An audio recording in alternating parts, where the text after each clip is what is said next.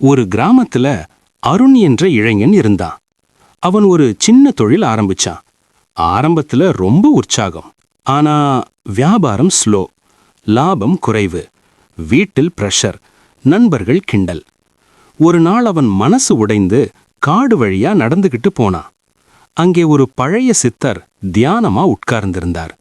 அருண் கேட்டான், என்ன தொழில் செய்தாலும் வெற்றி வரல, என்ன தவறு? சித்தர் கண் திறந்து சிரிச்சார். சித்தர் ஒரு கல்லை காட்டினார். இந்த கல்லை பாரு, இது உடனே சிலையாகுமா?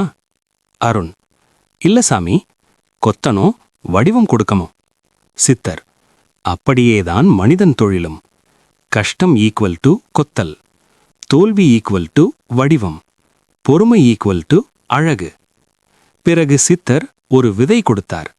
இதை விதை, இப்ப நட்டு நாளைக்கே பழம் கிடைக்குமா? அருண், இல்ல சாமி.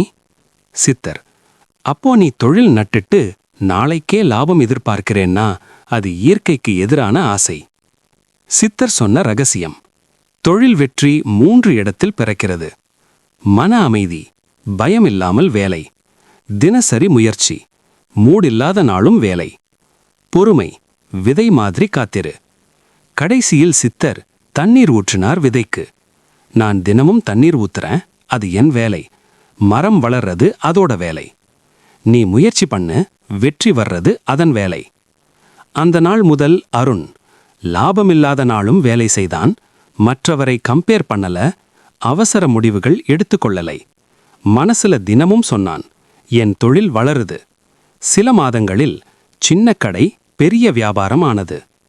கதை சொல்லும் உண்மை: சித்தர் ரகசியம், வேகமில்லை ஆனால் நிச்சயம்.